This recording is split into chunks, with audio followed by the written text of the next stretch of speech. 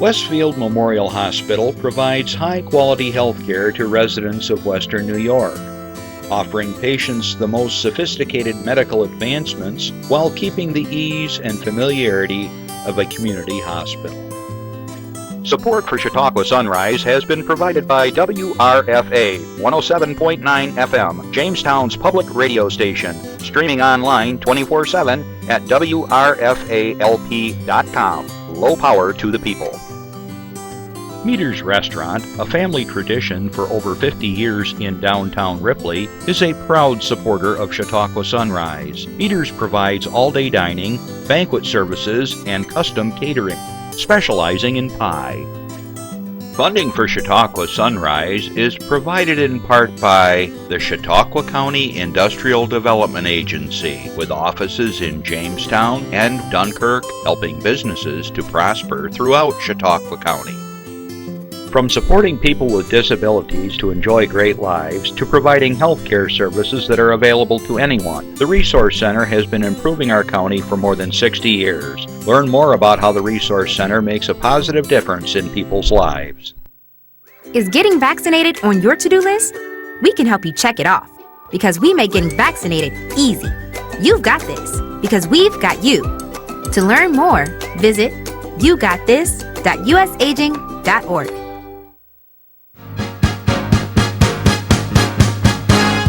From the Access Chautauqua Studios in Mayville, it's Chautauqua Sunrise.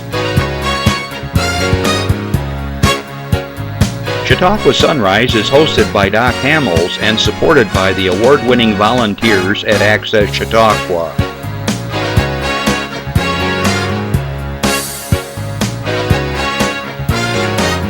We are here to share local news, colorful interviews, and events of interest to everyone. Chautauqua Sunrise is broadcast live Saturday mornings each week from 9 to 10 a.m. Send events via email or call us live. Check us out on YouTube and Facebook. And now, from the Access Chautauqua Studios, it's Chautauqua Sunrise. Hey everybody, good morning. I'm Doc Hamels and welcome to Chautauqua Sunrise. Hope you're doing well. Well, we've had 3 seasons in 2 days.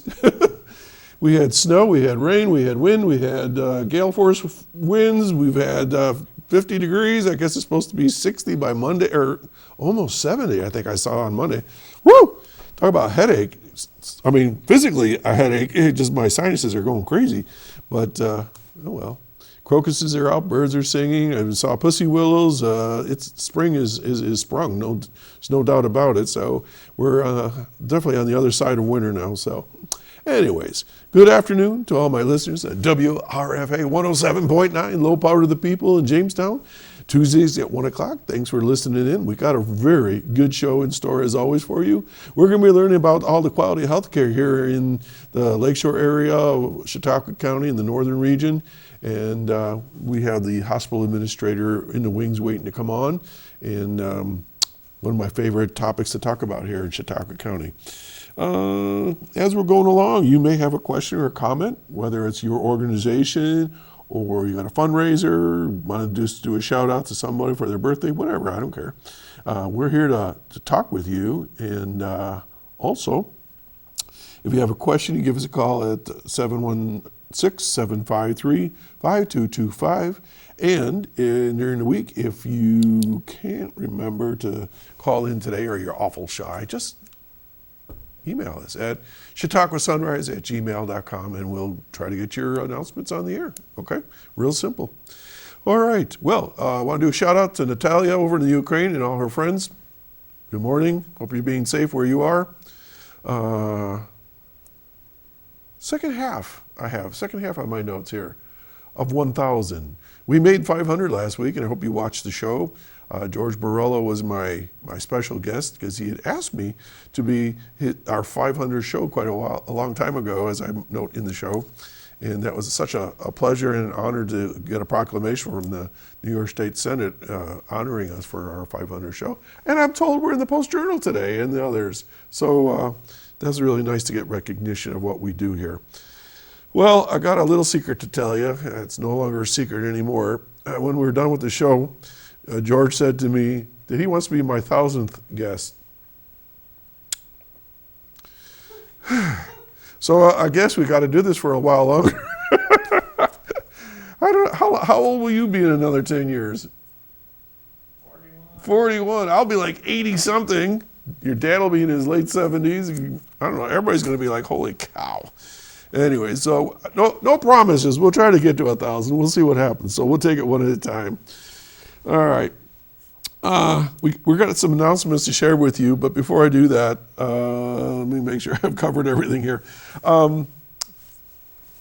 Big hubbub here in the county lately, all about the solar eclipse. It's going to be interesting, and we got some things to share with you. But, people might say, oh, what's the big deal or whatever. Why not have a big deal? Why not have some fun with something, especially that's natural and you don't have to pay for it as far as the event itself. But if you want to have some fun, there's going to be lots of things I'm going to be sharing with you over the next few weeks anyways about what people are doing for the solar eclipse. You're getting your solar glasses because you don't want to look directly at that solar eclipse because it'll burn your eyes. So they tell me, and I believe it. They're having parties and so forth. So, we're in such a funk after the pandemic, and I know we're still talking about it, but I think people are still digging out. So this is going to be a fun time to hopefully kick up your heels in April 8th. It's a Monday, and so stay tuned. We're going to tell you more about what people are planning. So let me get to some announcements right now real quick, because I want to get my guest down here as fast as I can. Every year, the Chamber of Commerce in Jamestown presents their Salute to the Finest. And this is going to take place on March 4th. And I just want to do a shout out to these businesses and congratulate them. So here we go. The award for the Rising Business of the Year, Chautauqua Soap Company. Restaurant of the Year, Ryan's Phil and Cindy's Lunch. Retailer of the Year, Lafayette Corners Furniture. I think they've been there a while. Service to Humanity Award, Michael Roberts. Congratulations. Legacy Award, Chautauqua Patrons Insurance. Pride of Jamestown Award, The Pub. The Business of the Year, JMI Incorporated. Congratulations. Carrie Swanson, who is the Chamber Coordinator, says, our committee looks at the many people, businesses, and organizations that make up the fabric of our community. This year, all these outstanding award selections bubbled to the top of the list because of their efforts to make the Jamestown area a better place to live and work. Okay, and this is going to be held at the DoubleTree by Hilton over on 4th Street from 5 to 8, Monday, March 4th, if you're interested. All right. We talked about the eclipse coming up. Chamber has some things to think about. Is your business ready for the total solar eclipse on April 8th? Let the Chamber of Commerce help you get prepared. They have upcoming workshop just for you and an opportunity to help all small local businesses market themselves for Eclipse Weekend. I somehow hear an echo back there. Weekend. On March 8th, just 1 month away from the total solar eclipse, they're bringing back their panel of experts for a special business builder workshop. These folks presented to a group of business people back in November in Dunkirk and will be back this time in Jamestown to help you understand what you can expect and why it's important to be prepared.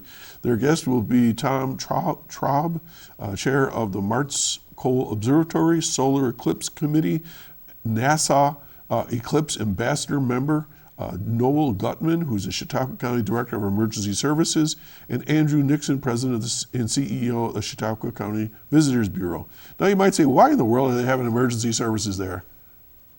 They're expecting 100,000 people here that day or that weekend. So there could be, who knows what, some health-related issues that could pop up. So we want to make sure that everybody is prepared. It's like planning for a big concert, right? The upcoming eclipse is a once-in-a-lifetime opportunity for our region and for your business to seize the moment. We hope you can join them for this free and valuable workshop. It'll be held Friday, March 8th from 9 to 10:30 a.m. at the Marvin Community House over on 5th Street, Jamestown, Prendergrass. Oh, I'm sorry. Oh, my eyes are doing things. In Jamestown, pre-registration is required, so you gotta give them a call. Let me see here. So if you want to attend, go to Chautauqua Chamber, alloneword.org, and get online and register. So anyways, they're having some fun. All right. Little humor here from my crew. What happens if the moon gets in the way during the solar eclipse? Wasn't your idea. It's called a solar eclipse. All right. Wasn't Justin's idea. He's just the messenger. All right. Then next announcement, Slam the Scam. This just came in the other day. National Slam the Scam Day. Imagine what that could be. And throughout the year, there are tools to recognize Social Security-related scams and stop scammers from stealing your money and personal information. All right, help protect your loved ones and people in the community this Slam the Scam Day by doing the following. Educating them about government imposter scams. Let them know they shouldn't be embarrassed to report it if they shared personal information or suffered a financial loss. It is important to report the scam as quickly as possible. Sharing our scam alert fact sheet is available through the Social Security office and so forth, or call the sheriff. Now, I'll tell you what, yesterday I got a phone call, and it was probably along the same lines. All right, you ready for this one? This happens every couple of years. Phone rings, I don't know who it is. It's somebody named David Hall. So whoever David Hall is, I don't know you. Hello? Hello, Grandpa?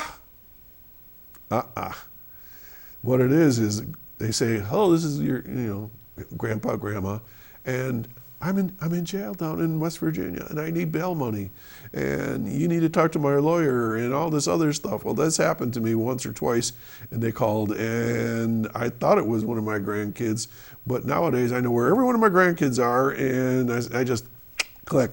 So don't be afraid to use the power of the finger, as I say, and hit that button and get rid of them. But please, always be careful, because there's people out there that want to get your Social Security number, they want to get a credit card or whatever. If it doesn't smell right, it probably stinks, so don't do it. Most companies will contact you in a more professional way than just calling you on the phone on a cold call. The other thing that's really interesting I'd like to do is, after the phone call is done, you go back under recents, it pops up the number, you tap on information, and you'll see it's a phone number that's connected to like another country. Or if it's an email, you do the same thing. You go to the person that sent it to you, tap on their information, and it might be some crazy name or something like that. If it doesn't say, the Social Security office, or it doesn't say some government agency, and then you still gotta be careful, don't mess with it. Don't give out any information that you are absolutely 100% sure. So anyways, they just bring that to your attention. All right, now we got something going on up in Dunkirk, so let me see what right, and sometimes Jeff just reminded me that sometimes they actually send you a letter and they want to set up a meeting, and don't do that either. So just be careful. All right, so this is out of Dunkirk area. It says they wanted you to have a heads up about their exciting event in Dunkirk. The city of Dunkirk at Clarion Hotel and Steelbound Brewery have joined forces to bring the local community out of town and out of town visitors for a fun eclipse event on April 8th. You're going to be hearing a lot about this. All right, so we got a poster there, and it's really hard to read, but I'll give you some of the ideas of what's going on. For the $50, you get exclusive waterfront viewing right along Lake Erie. Free eclipse sunglasses from limited supply. Overnight accommodations at the Clarion is available, not part of the $50. Live music, you got from 11 a.m. to 4 p.m. DJ Jazz, from 4 p.m. to 7 p.m. Porcelain bus drivers, they're back. There are outdoor games and kids activities and a whole lot more. VIP ticket available, as it says there, for $50, but there's going to be more and more information on this as we go along. I know some of the other organizations and clubs are having events and parties and things like that. So it's a Monday, have some fun with it. But of course, remember to get those glasses. I didn't get mine yet. I know there are a variety of different places you can get them, so maybe we'll get a list of those in the next week or two and share that with you. Speaking of glasses, you can go to the movies, so get your movie glasses on. American Fiction in Origin to show at the Reginald A. Center for the Arts. Okay, there they are. American Fiction is going to be shown Wednesday, March 6th at 7 p.m. is Cord Jefferson's hilarious directorial debut, which confronts our culture's obsession with reducing people to outrageous stereotypes. Jeffrey Wright stars as Monk, a frustrated novelist who's fed up with the establishment profiting from black entertainment that relies on tired and offensive tropes. To prove his point, Monk uses a pen name to write an outlandish black book of his own, a book that propels him to the heart of hypocrisy and the madness he claims to disdain. American Fiction is rated R and it's 117 minutes long. Okay, then, written and directed by Academy Award nominee Ava DuVernay, Origin, which is the next movie, will be shown Saturday, March 9th at 7 p.m., chronicles the tragedy and triumph of Pulitzer Prize-winning journalist Isabel Wilkerson as she investigates a global phenomenon of epic proportions, portrayed by Academy Award nominee, Anjanou Ellis-Taylor. Isabel experiences unfathomable personal loss and love as she crosses continents and cultures to craft one of the defining American books of our time. Inspired by the New York Times bestseller, Caste, Origin explores the mystery of history, the wonders of romance, and a fight for the future of us all. Whew, sounds good. It's 135 minutes long. It's PG-13. Okay, as a rule, tickets are $7, and then they add $1 for restoration and so forth. All right. So I think I got one more, and then we're done. All right, slide 18. Prevention Works is celebrating their 50th anniversary, and they're going to have a breakfast. There's still time to get your tickets. Registration closes March 7th, $25 a ticket. Join them on March 14th from 9 to 11 at the Chautauqua Harbor Hotel as they celebrate their 50th year of service and recognize the mission movers for their contributions to their agency over the years. Keynote speaker is James Lemoyne, PhD, speaking on reducing turnover in the workplace. If you want to get tickets, 716-664-3608. Okay, one more time, 664-3608. And I think that's all I have for today. So that's how we do it here. If you have an announcement, send it on over. We'll do the same. All right, stay tuned and we'll be right back. I never thought I could be brave enough. I'm not trained to do that kind of stuff. But I decided to take the first step.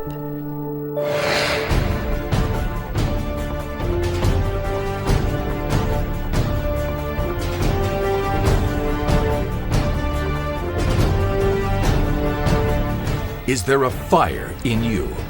Volunteer at www.fireinu.org.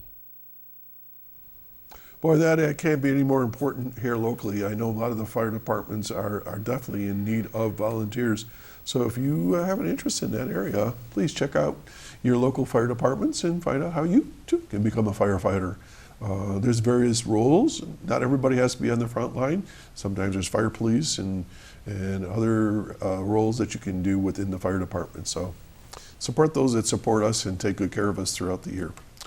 All right, I want to welcome back to the show Dr. Rodney Buchanan. Doctor, last time you weren't doctor, you were Mr., now you're doctor. Congratulations. Thank you. We were talking before the show, it's a lot of work, and I'm pleased to announce that here. Mm-hmm. So 3.5 years of study. It was, yes, yes. Yeah, thank you. You're welcome. Yeah. So, Rodney, just to bring us back to who you are, can you just give us the elevator speech, like where'd you come from, where'd you go to school, all that good stuff? Sure. Anything you want to share? Yeah, so I grew up in Pennsylvania, rural Pennsylvania, right off Interstate 80, and outside of Grove City, PA. Oh, okay. Yeah, so that's where I grew up at. I went to high school at Franklin High School in Venango County. Oh, I know Franklin. Yeah, there was yeah. a great restaurant there, Oski's. Yeah. Yep. So that's where I went to high school, and then I actually started out as a welder before I was a nurse, and then Kind of goes together. Yeah, I just had a hard time. It kept going through multiple layoffs and different companies that I worked with, and so during one of my downtimes, I decided to switch paths. I was a volunteer fireman for probably about 18 years. Oh my gosh! Well, thank you for your service for that. No problem. But that's actually what got me into the medical field. So I responded to EMS calls and working through that, and then became a nurse, went to nursing school, became a nurse, and then started flying on a helicopter and did that for 10 years, and then got into leadership and healthcare management. I say, things like that, on the so- helicopter, because I get motion sickness really Oh easy. yeah, a lot of people do. You'd have to give me like a whole bottle of Dramamine to get up there. Yeah, a lot of Once people I'm up there, I'm fine, but whoa, it's those right turns. Yep. So you were a fireman in Franklin? In Venango County, it's a little town called Clintonville. Yeah, that's where I was at. So EMT or paramedic? EMT, fireman, and then eventually was a paramedic in Grove City at an ambulance there. I'm told being a paramedic is even harder than being a nurse. It's different, yeah. I'm not trying to get into a fight here. I Yeah, just no, know that people it's- I've talked to that said it's grueling work. I find both equally difficult, but Okay. for different reasons. Yeah. Okay, fair enough.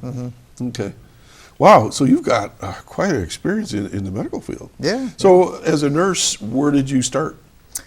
Started at Franklin Hospital before it was UPMC, so it's now UPMC Northwest, but before that it was just Northwest Regional Medical Center, so that was where I started out, working a cardiac telemetry unit, and then from there I went to Greenville Hospital and started working in the ICU over there, and then I ended up going down to Pittsburgh and worked at UPMC Presbyterian and was in the cardiothoracic ICU, which is where they do all their heart-lung transplants and heart bypasses and things like that, and so got quite a bit of experience there, and then that's when I launched into the helicopter thing. So, yeah. And now you're the hospital administrator at Westfield Memorial I'm a Hospital, hospital which is part of the Allegheny Health Network. Correct. Now Yes. you've been to what, 3 years maybe? Yeah, it'll be 3 years actually in July. Okay, so yeah, so coming just up on three. just about 3 years. Yeah. Well, terrific. Yeah. Well, we're in good hands, it sounds like, with your background and experience.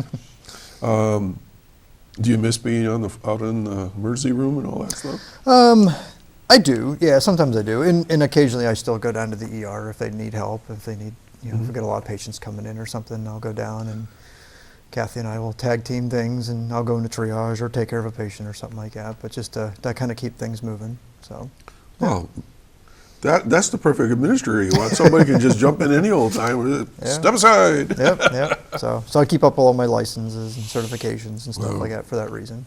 And we were talking that your doctoral degree is Yeah. DNP. Want to explain DNP, that? yeah. So it's a Doctorate of Nursing Practice. So there's two types of nursing doctorate degrees. There's a DNP and there's a PhD. So the PhD is more research focused, where you put together a research project and go through all that iteration and determine whether your hypothesis was valid or not. Mm-hmm. And then on the DNP side, it's a Doctorate of Nursing Practice.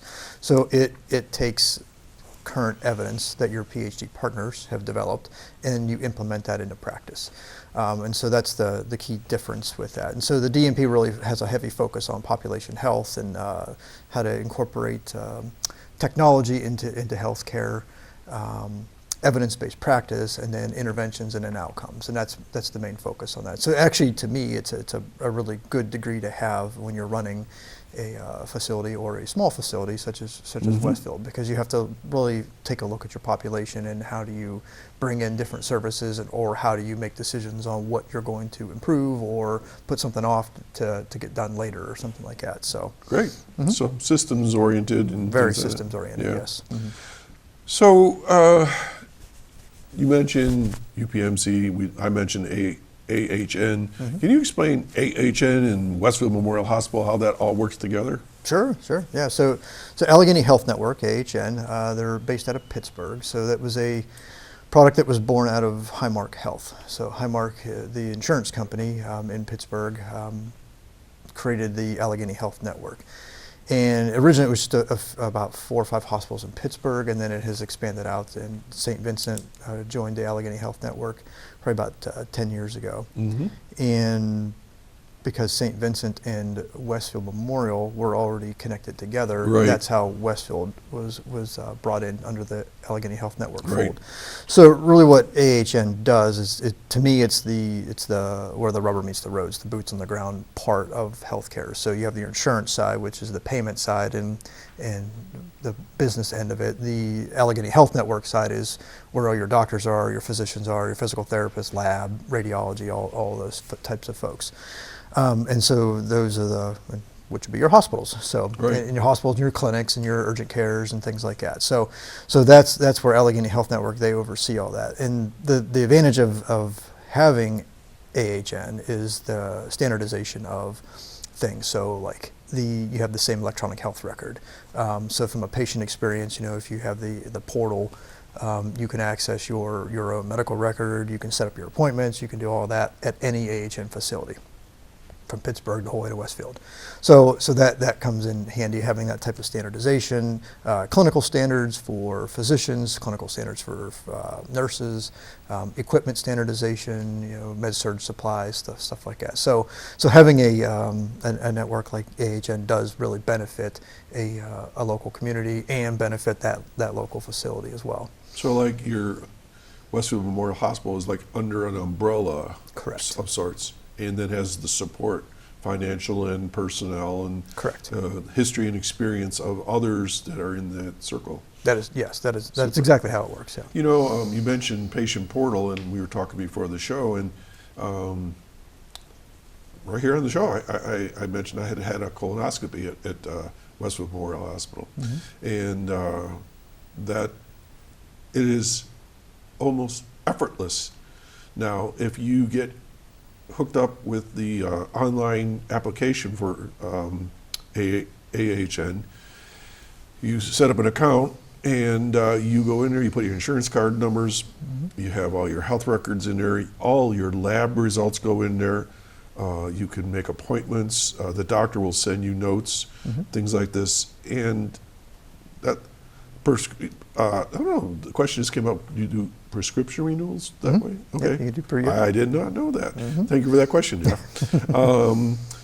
So the point I'm making is that before you even get to the hospital, you're all you checked in. All they do is say, yep, here you go, here's your wristband, and go down there. And you're off to the race, yep.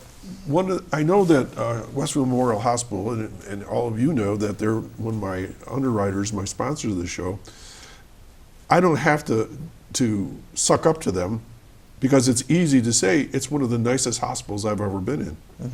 It's clean, it's friendly, there's no waiting. I mean, I think I've waited no more than like 9 minutes or something like that. And then coming up soon, I'm going to have a minor procedure. And I started at Westfield, and they said to have this procedure, I need to go to St. Vincent's. And I go like, how's that going to work? Same thing, the portal. Everything came through this online application. Questions were answered. I went for my pre-op. Again, I walked in there, the beautiful St. Vincent's Hospital, clean, friendly. I went to registration. I mean, if I sat there for like a minute and a half, that was it. The next thing I know, I'm in there, and they're taking my tests and things like that. I was in and out there in a half hour. That's unheard of. Seriously. Right. I mean, I talked to the crew here that have had to go for different procedures and things like that, or other people in other places, and I'm not slamming anybody. I'm just praising this system, that it's really a very fine system, and I personally, go to it. So, it's really, really positive. So, thank you for all that you all do there. No problem. Thank you. So, Westfield Memorial Hospital, tell us a little bit about the history, what you know of it. So 80-some years, about Yeah. 81, 82 years old. Definitely been a staple in the Westfield community. Yeah. And it's always been, and still is today, a very community-oriented and supported hospital.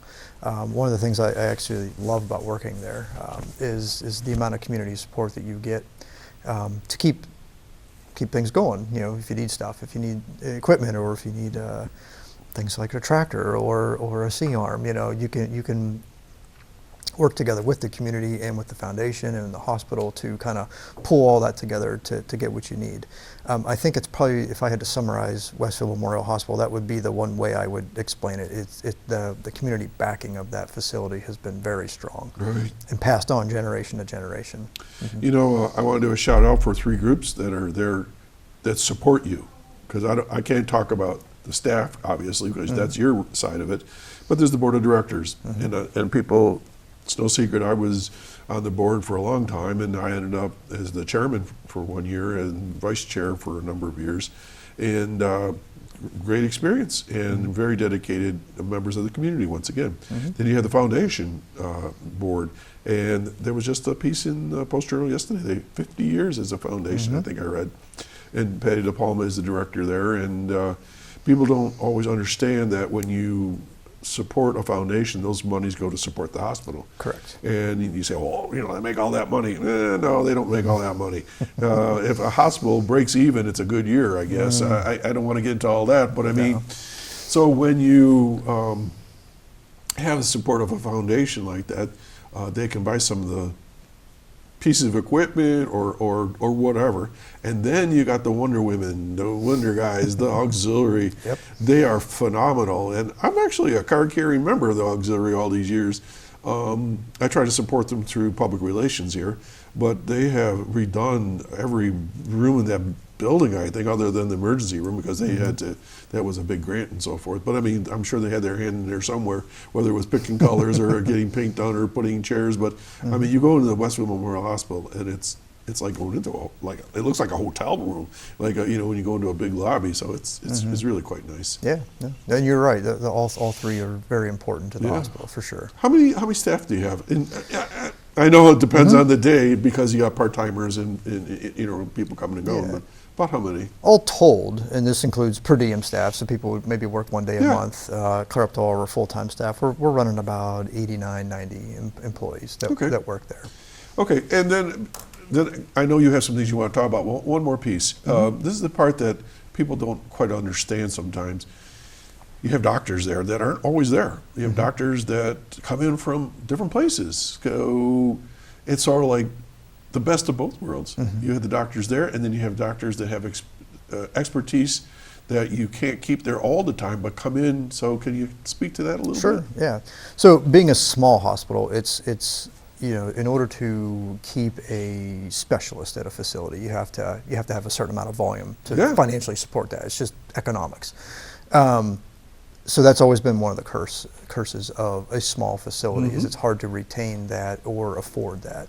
So again, part of the advantage of Allegheny Health Network is, you know, you can take a facility like Westfield and set it up for all your basic services. So lab, radiology, emergency department, physical therapy, you know, small inpatient area, that kind of stuff, and meet those basic needs of the community. To have the specialist then, which could be in Erie at St. Vincent, and we'll just use that for an example, you know, a general surgeon, a GI specialist, a cardiologist, you know, those types of specialties, they'll come then to Westfield, you can see them there, maybe even have a minor procedure there, but then that may result in you having to go to St. Vincent for something a little more complex or something a little more involved. And I think that's the beauty of that relationship, because it allows us to take care of the day-to-day, the bread and butter stuff that you have to do just as being a part of a human. It's part of your health care.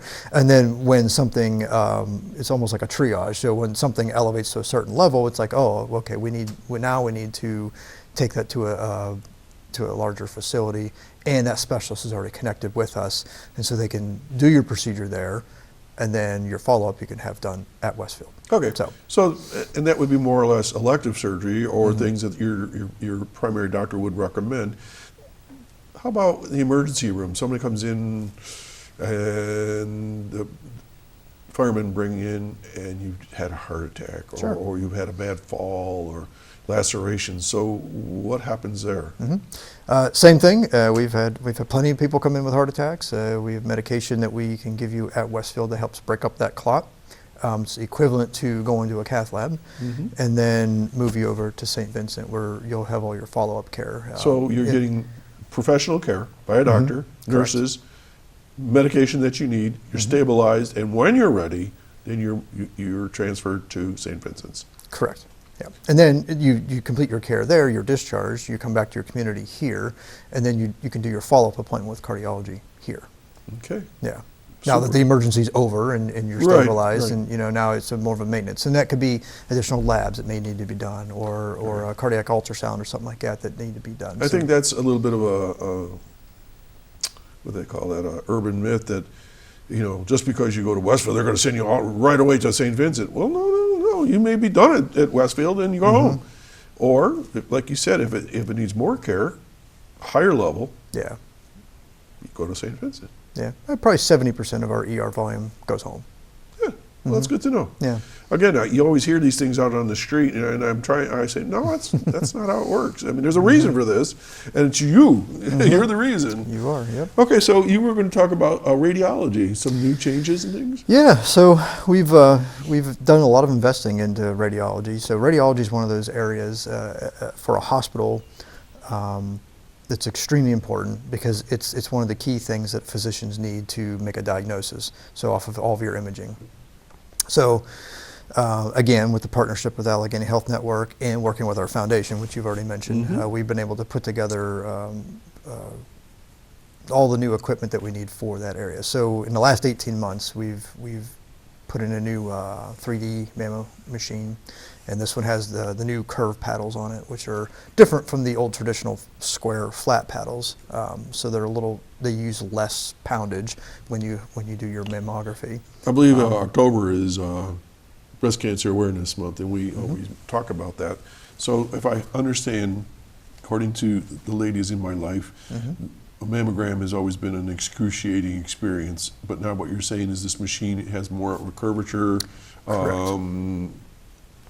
apparatus that is more human formed, if you will. Correct. How's that? Yep. And that sounds like So it it's requires more less. Yeah, it requires less pressure. It's not like I'm not going to say it's pain free, but it's pain reduced. Okay.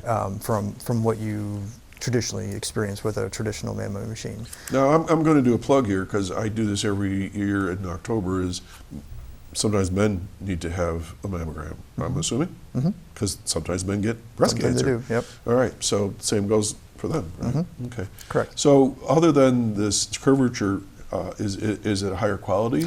Yeah, image quality on it's really good. There's a new, there's always technology, new software packages that they develop. So one of the things that they've developed with this particular machine, it kind of points out suspect areas of the breast whenever they do that imaging and say, okay, hey, look at this part right here. It kind of guides the physician and the clinician over to that. And then that could follow into more testing. Maybe we need to do some ultrasounds or something like that to kind of get a better image of that one particular spot.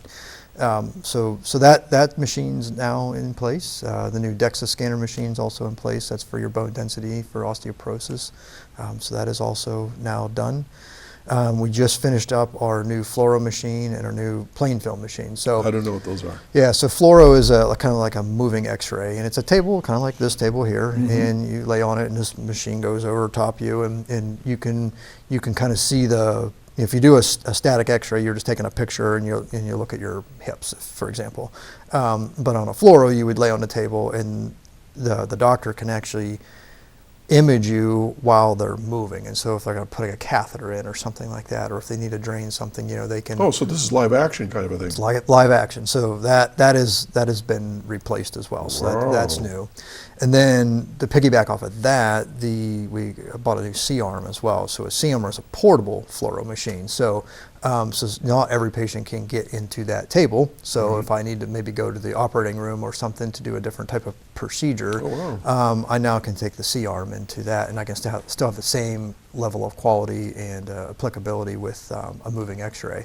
Now, I used to hear about so many slices. That's with your CT scans. Yeah, That's a different thing. yeah, it's different. Do you have a CT scanner there? We do. Yeah, Oh. yeah, we I do. hear it's pretty high tech. It is. Yeah, it is. And now it's the oldest piece of equipment. It seemed like you just got it. Yeah. We've only had it, I think, 5 years or Oh so. my Yeah. gosh. So, but now it's the older one. So, Okay. so that, and then a new nuclear camera as well. So, I mean, this is probably $5-6 million worth of investment that Allegheny Health Network has put in to improve this, and then the foundation also purchased the C-arm. So Let me jump in about the mammograms. I hear this quite often. I'm not going to get a mammogram. Oh, why aren't you going to get a mammogram? Well, if I get a mammogram, they might find something. Yeah, that's the whole point. right. So, what would be your message to people on getting the mammograms? Yeah, it's all about your health maintenance, and you can look at mammograms, you can look at colonoscopies almost the same way. People don't want to get a colonoscopy because what if they find something? Well, that's how you prevent something. Yeah. So cancers are often best treated the earlier you can find them. So if you do a early screening, so whether it be a colonoscopy or a mammogram, or a lung CT or something like that, if you do those early screenings and you find the cancer at the very beginning, it's so much easier to treat. And much, when I say easier, I mean easier on you as a person, because the treatments for cancer are not always easy. Chemotherapy is a toxic drug. It's hard on the cancer cells, but it's also hard on your normal cells. Radiation is hard on the cancer cells, but it's hard on your normal cells. So you have to kind of weigh that out. So the sooner you can find that lesion or that cancerous spot, the easier the treatment is. And I agree. I mean, for the emotional side of me, the human part of me, nobody wants to know that. And sometimes, as we know, denial is the biggest defense mechanism that we have. Unfortunately, though, in cancer, the longer you deny that and the longer you ignore that, the faster that cancer can grow. Okay. Can you just walk in and get a mammogram? How's that all work? Or any of these procedures, how's that work? Yeah, so you just have to go through the portal. You can go through and get that scheduled, but the best way to go through it is to have your primary care physician refer you over to the hospital, because for every one of these procedures, you have to have some sort of a clearance, and there's some insurance things you have to go through, some authorizations and stuff like that. So I wouldn't want someone just cold call and show up without anything. I'll have one of those, please. Yeah, exactly. So you got schedules. We have schedules we have to maintain, but in fairness, because when we do that study, that result needs to go to somebody, right? It's not going to go back to you as the individual. So it has to go back to your primary care physician. So the best route is to go through your local PCP and then have them schedule it through their office, because they'll call us, they'll get you on the schedule, and then we'll call you and set up what you need to do next to get that stuff going. With my primary doctor, it's very simple. As I'm checking out, they'll say you need an appointment with such and such. I go, and they call the hospital right then and there. Right there, yeah. When can you see? And we got our calendars out. Bing, done. Done, yeah. So and that way, when the test is done, I can now funnel that result back to that primary care physician. And if there's an issue, they call you. And if not, they post it to your portal, and you get to look at it and say, what are all these long words? And I get on the internet, and I say, oh, that's just my whatever level. Exactly. So, so that's probably the best way to get into Okay, so the old-fashioned x-ray, is that gone by the boards as far as, that somebody gets a lead thing on there and they go out of the room and snap it? And no, we still do that. Yeah, no, it's just the imaging quality on all of these things that we just talked about is just so much better. It's all more digital. It goes electronically now from the x-ray machine through a portal to a radiologist who can then read it, and then it gets posted to whoever. So say you come into the ER, have a chest x-ray done, we'll take you over to the department, use the new machine, snap that chest x-ray, it goes to the radiology, they read it, they post the result back into an electronic health record, the ER physician looks at that, and that all happens within about half an hour. So nobody's carrying films around and handing it off to each other and waiting. Nope. It's all electronic right now. Here on your phone, I suppose you could bring it up. It is, yeah. And then we have backup systems, so if our, once that spools every couple minutes to kind of keep things in place, so should the record go down, say you snap the x-ray and the result was in there, but before the ER physician could get the interpretation, that the system went down or something, they can go back and look at that image themselves and get online with that. So there's some redundancy and backup that's built into that. Okay, so that's your radiology department. How many people work in the radiology? We have about 10 to 12. And that's a specialty area, right? I mean, they had to get certified as. Yeah, and our radiology techs are kind of a unique group of people, because we're such a small facility, so you have to do several modalities. So if you go to a bigger facility, you may only do CT scans, or you may only do plain film or something. But here, a lot of our techs are trained in different modalities and do different things. Kind of cross-trained. Yeah, so kind of makes them a little more unique. Okay, so what's the next area you want to talk about? So the other things that we've done, and this is kind of the behind the curtain type stuff, part of my responsibilities is always looking at the building and in the property and making sure that it's safe. So we've done some improvements with the infrastructure at the hospital as well. We put a new air handler on the roof. Most people don't see it, but if it wasn't there, you would definitely notice it because the heat and humidity and coolness and stuff like that would be very difficult to deal with. So Why are surgery rooms so cold all the time, by the way? infection purposes. Yeah. So I don't know about, I just go in and Yeah, you're chattering. So you have to meet certain standards for OR rooms for humidity control and temperature. Really? And so yeah, you keep them cool and keep them dry because you don't want your humidity being high because it fosters bacterial growth. So, and then and I don't have this on my list, but we did also purchase a UV robot with a grant a couple of years ago that we do our manual clean of the ORs and then we zap them, if you will, with this UV robot that kind of gives it that extra layer of A UV robot, so yeah. ultraviolet. Yep, robot? ultraviolet robot. Yeah. So is this one like it shoots like a ray gun or something around? Yeah, it's just a UV light. It's like a big strobe. So you roll it into the middle of the room, and you get it all set up on the computer, and it's kind of like a sci-fi type thing. This big thing comes up out of the middle of the machine, a big long neck, and it's just a big UV bulb is what it is. You close the door, and then there's a safety mechanism there, so you have to have the door shut, otherwise, because you don't want to UV yourself, you'll hurt yourself. No, thank you. Yeah, so it has to make sure the door's shut. There's a cable that it connects to a metal sign outside the door, and then that's how the machine knows it's safe to start firing away.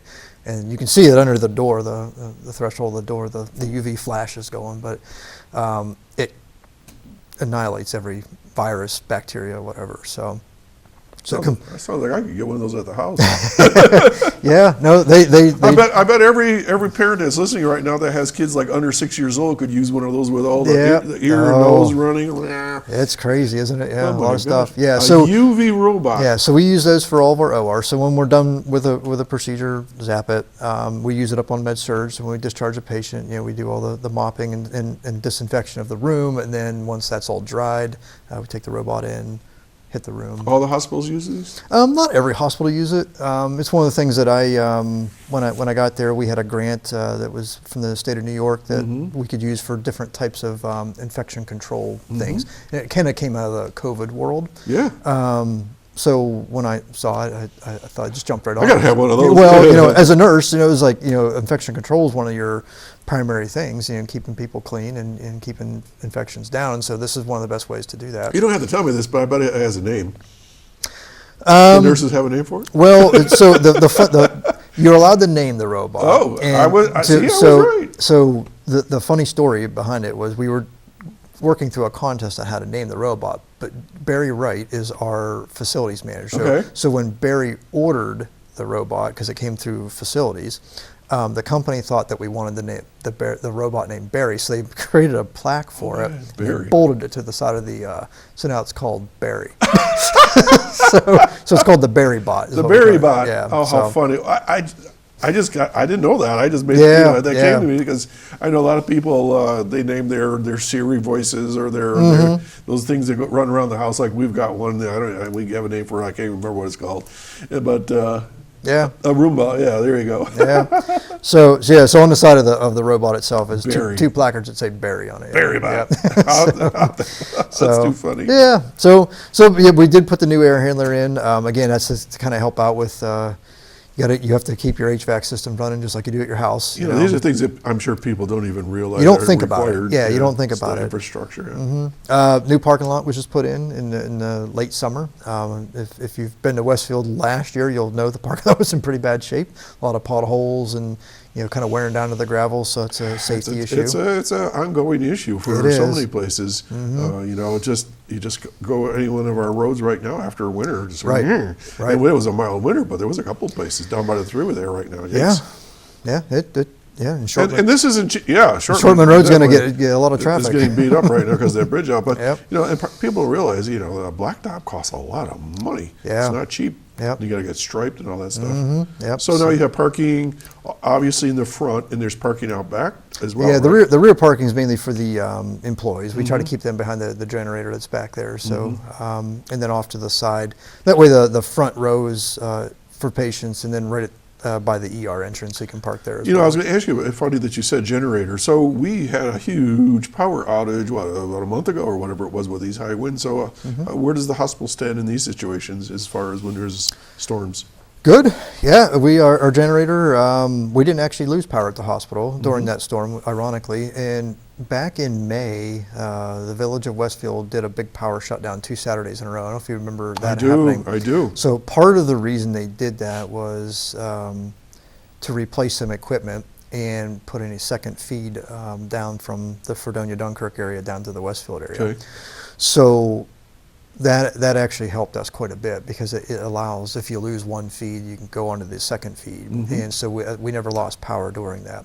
But during those 2 downs, our generator carried the hospital for, it was 12 hours for both Super. both days. And that's then natural gas, I'm assuming? it's diesel. Oh, diesel? Yeah. Oh, yeah, wow. Yep. So it runs on diesel. Yeah. Okay.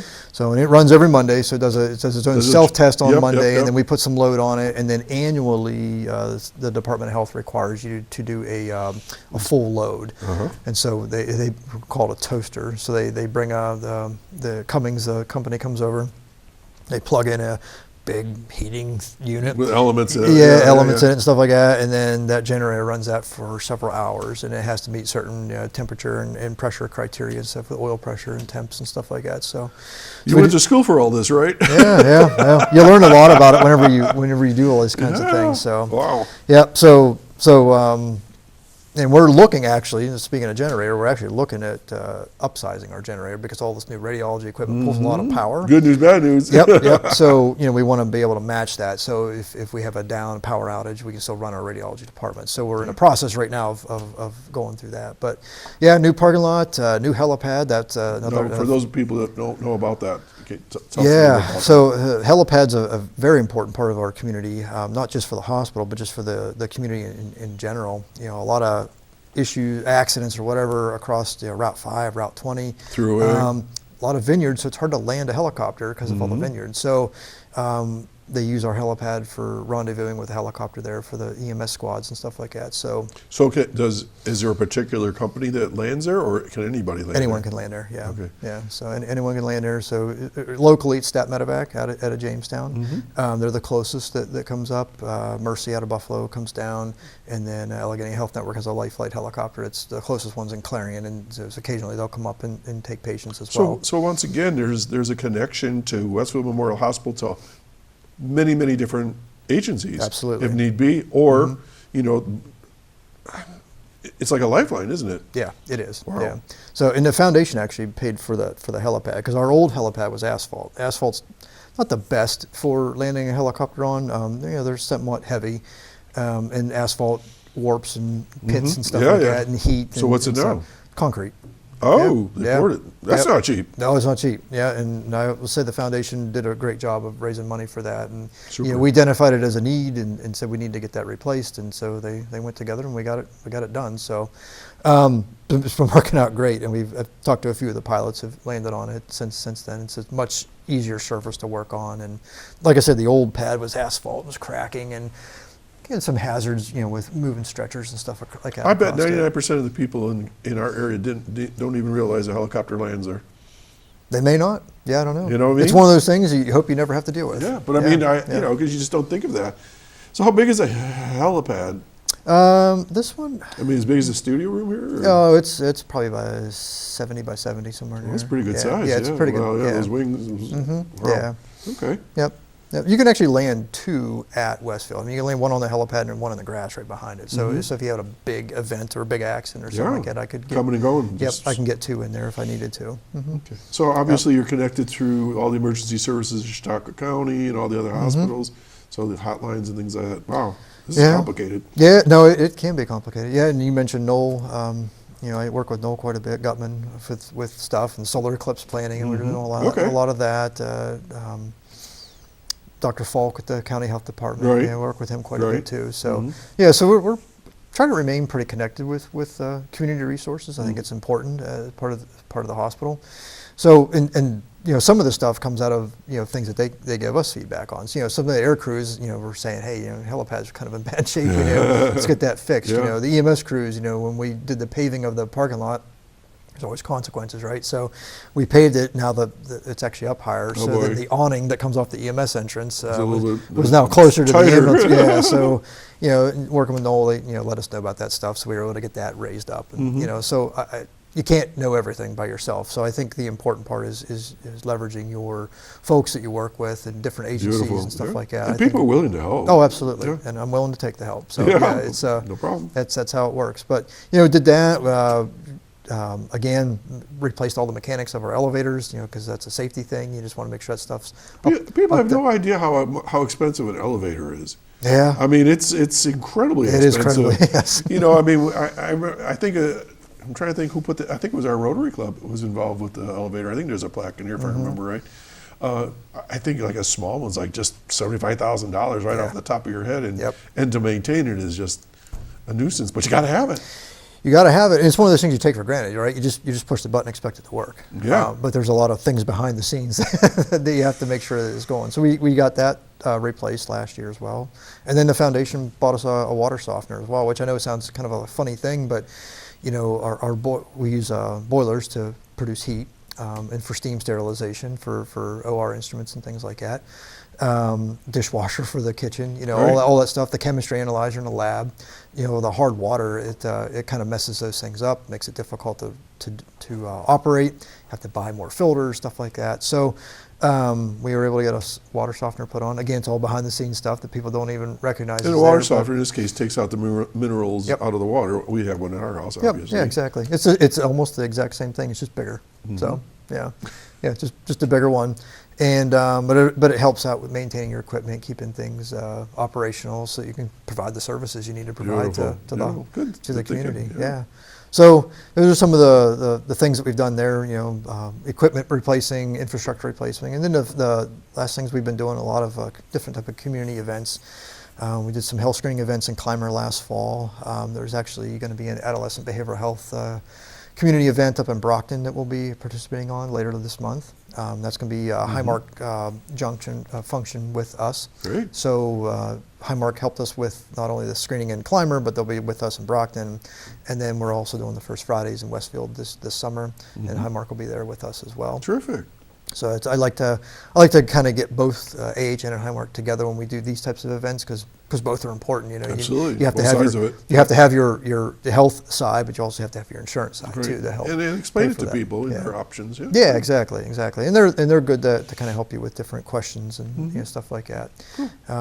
It's Diabetes Summers Camp. We're working through that for this year. The Chautauqua Institution Clinic. We're getting all of our staffing put together for that. Yeah, people forget there's a beautiful clinic there. I was the chairman of the board at the time when we opened that. Yeah. With Dave down there. Yeah. Yeah, it's a very important clinic. So we definitely keep up with all that.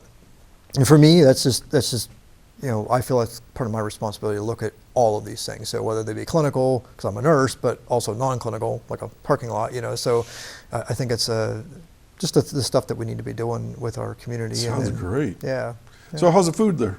Food's great. Food's Yeah, great. you still have a cafeteria or just a food service, or how does it work? Yep. So we have our executive chef and Terry Brazil and her cook Shaylee Damcott. So they're there and they do all the food preparation for the patients, make all their food for their breakfast, lunch, and dinner, provide to-go boxed meals and stuff for ER patients and whatnot that need it. Wonderful. And then we have a lunch hour and a half, so noon to 1:30 every day. The cafeteria is open, so it's open to the public too. So And it's a beautiful little lounge area. yeah. I'm not a restaurant, so I'm not allowed to advertise it as a restaurant. But Right. if you happen to walk in and you wanted to buy lunch, you can. So Okay, all right. Yep. Dr. Buchanan, we are down to less than a minute, so I'll give you the last little bit to tell people whatever you want about Westfield Memorial Hospital. Yeah. So, I just want to say thank you to the community, to everyone who supports us. This is it's a team effort. It's not just us. We have to have the community with us and helping us and giving us feedback and giving us suggestions and helping us with financial gifts as well to the foundation, because all those dollars go right back into the hospital. And so, I just want to say from the bottom of my heart, thank you for everything you guys do and for supporting us, and thank you for having us on Absolutely, here my to pleasure. talk about it. So Absolutely. So moving forward, folks, if you have a health issue, call Dr. Buchanan, not me. I'll just give you a book to read. Okay. Well, Rod, thanks for coming in today. As always, we'll have to do this again and just keep up on what's going on. And thank you for supporting our show so that we can support you. Absolutely. Folks, I hope you enjoyed that show. It was very enlightening and very informative. And I do encourage you to check out your local services, especially at Westfield Memorial Hospital. because it's just a wonderful facility and great staff there, and I can't say enough about them all. So I think we're going to wrap things up now. I think there's the music. I was just waiting. I was just a second ahead. So have a wonderful weekend and get those Eclipse sunglasses. And you can't get a hotel room. I guess they're all booked up. But anyways, have a great weekend. Enjoy this beautiful spring weather we're going to have this weekend. Take care. Bye now. We covered a lot. Yes, we did.